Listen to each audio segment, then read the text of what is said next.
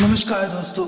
जैसे कि हम जानते हैं कि चाहे इस दुनिया में पैदा हुआ हर एक प्राणी, जो मानव हो या फिर कोई जानवर, सबको एक ना एक दिन मरना ही है।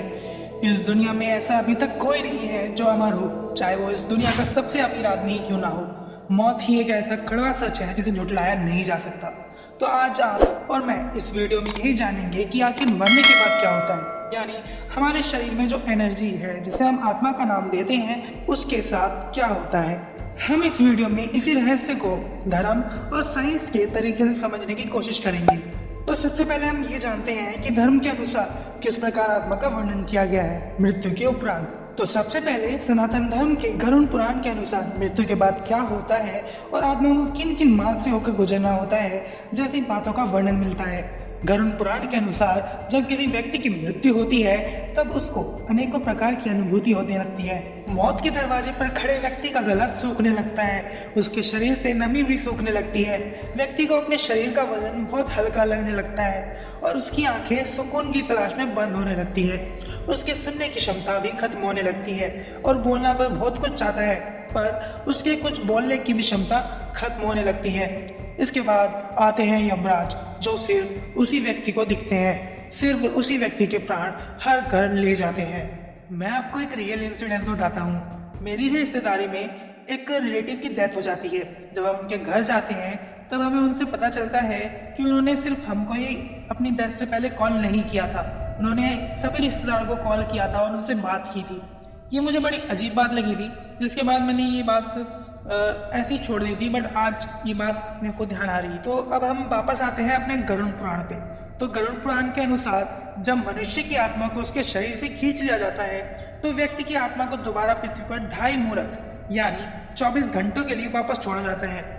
उसी क्षण यमराज उस मनुष्य के लेखा का एक बार फिर से निरीक्षण करते हैं। गरुड़ पुराण के अनुसार मृतक की आत्मा को एक सूक्ष्म शरीर प्रदान किया जाता है जो यमलोक तक की यात्रा तय करता है, और यह सूक्ष्म शरीर प्रदान करने का महत्वपूर्ण कारक भी होता है, जो मैं आपको आगे वीडियो में बताऊंगा।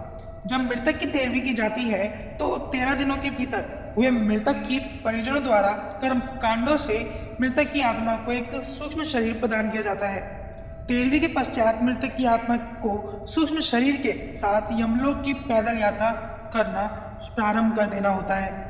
उस व्यक्ति की पैदल यात्रा यमलोक के लिए शुरू होती है। गरुड़ पुराण के अनुसार यमलोक की दूरी 99,000 योजन है, यानी 11,99,988 किलोमीटर। इतनी लंबी यात्रा करना आसान नहीं होता, बल्कि यमलोक तक की यात्रा के लिए कई खतरनाक रास्तों से होकर गुजरना पड़ता है। अगर उस मृतक ने अपने पूरे जीवन में कई तरह के गलत कर्म किए हैं तो वो रास्ते और भी ज्यादा कठिन और भयावह हो जाते हैं। गरुड़ पुराण के अनुसार आत्मा को इतनी लंबी यात्रा के बाद यमलोक में 16 नगरों या नरकों से होकर गुजरना पड़ता है। जिन लोगों के कर्म बुरे होते हैं उन्हें इन्हीं नरकों में भेजा जाता है। मैं आपको इन 16 नरकों के नाम बताता हूँ। तो पहला नरक है तमिश्रम नरक। इस नरक में उन्हें भेजा जाता है जिन्होंने दूसरों की संपत्ति हड़पी होती है, उन्हें यहाँ मारा पीटा जाता है। दूसरा है अंधता भिस्त नरक। इस नरक में उन्हें भेजा जाता है जो दूसरों का फायदा उठाना ही जानते हैं। तीसरा है वैतरणी नरक। गरुड़ पुराण के अनुसार आत्मा को एक नदी पार करनी होती है जो गंदगी, कीड़े मकोड़ों, सांप, मांस और आग से खौलती है, जिसका पूरा रंग लाल होता है।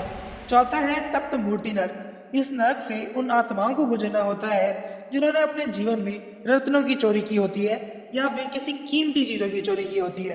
पांचवा है पुयोड़कम नरक। जो लोग किसी के साथ धोखा करते हैं, खासतौर पर शादी के मामले में, उन्हें इस नरक से गुजरना होता है। इसमें एक कुआं होता है जो रक्त, मल मूत्र और कई तरह की गंदी घृणित चीजों से भरा होता है।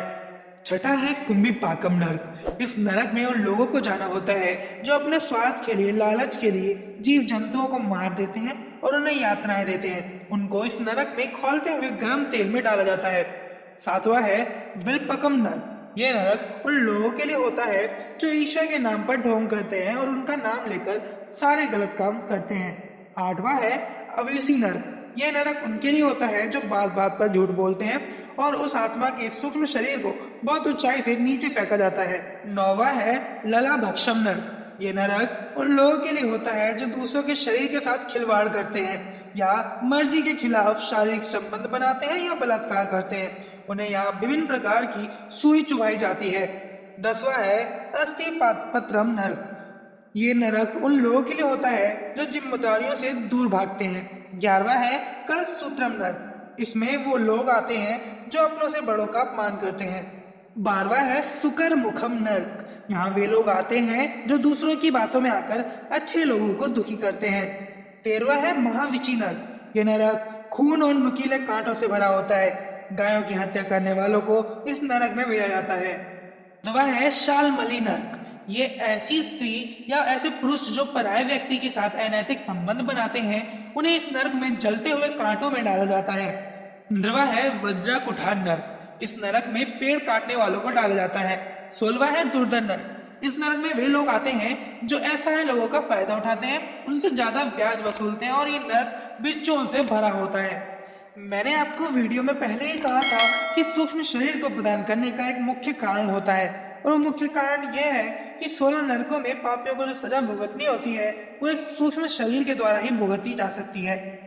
तो अब आगे जब आत्मा 16 नरकों को पार करके यमराज के सामने आती है, तब चित्रगुप्त द्वारा उस आत्मा के विभिन्न प्रकार के अच्छे बुरे कर्मों का वर्णन करते हैं और उसका मूल्यांकन कर उस आत्मा को दंड या पुरस्कार दिया जाता है।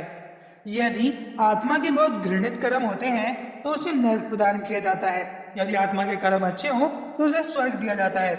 और गरुड़ पुराण में पुनर्जन्म का भी वर्णन है, जिसके अनुसार आत्मा को अपने पिछले कर्मों के अनुसार पुनः धरती पर जन्म लेना होता है। और अंत में जिस आत्मा के कर्म सर्वोपरि होते हैं और अच्छे होते हैं, उन्हें मोक्ष की प्राप्ति होती है, ईश्वर की शरण की प्राप्ति होती है। यही आत्मा का सर्वोपरि और सर्वोच्चित स्थान होता है।